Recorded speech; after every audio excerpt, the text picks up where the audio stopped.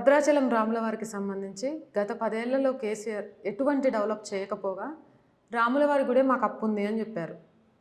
నిజంగా కూడా అయోధ్య రాములల్ల విగ్రహ ప్రతిష్ఠ జరిగిన రోజు దేశమంతా కూడా చాలా సంతోషంగా సంబరాలు చేసుకున్నా. అరే భద్రాచలంలో రాముల వారికి కనీసం కళ్యాణం కూడా జరగలేకపోతుంది అని బాధపడ్డ వాళ్ళు ఖమ్మంలో చాలామంది ఉన్నారు. అందులో నేను కూడా ఉన్నాను. ఒకవేళ గాడ్ గ్రేస్ ఇక్కడ బీజేపీ అధికారంలోకి వస్తే అయోధ్య రామ మందిరం లాగా భద్రాచలం రామ మందిరాన్ని మార్చడానికి ఏం చేస్తారు? తప్పకుండా ఇందాక నేను చెప్పినట్టు అనేక ఆపర్చునిటీస్ కానీ ఇవి కానీ ఉన్నాయి. అయోధ్య నుంచి భద్రాచలం టూరిజం కారిడార్ లాగా ఇందాక అన్నట్టు ఒక 5-6 ప్లేసెస్ ఉన్నాయి. అది బహుశా చాలా తక్కువ మందికి కూడా తెలుసు. అవన్నీ పొటెన్షియల్ టూరిజం స్పాట్స్.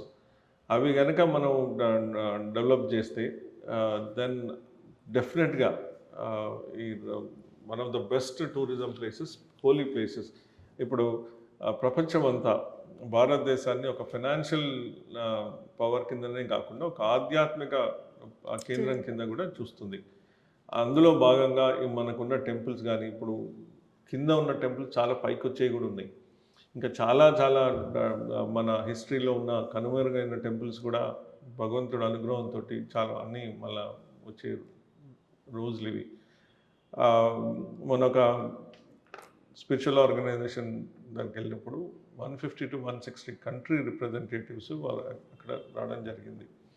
చాలామంది నేను కలిసినప్పుడు వారు ఒకటే అంటుండ్రు, భారత్ మాతాకి జై. వారికి వచ్చిన లాంగ్వేజెస్లో, వారికి వచ్చిన యాక్సెంట్లో ఎంత వినడానికి ఎంత బాగుండేనంటే ప్రతి ఒక్కళ్ళు జై భారత్, జై Modiji and your country is great అన్నప్పుడు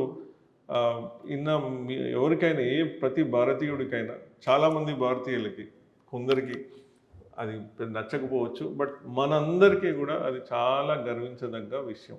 నచ్చకపోయిన వాళ్ళు భారతీయులే కాదు. ఎగ్జాక్ట్లీ.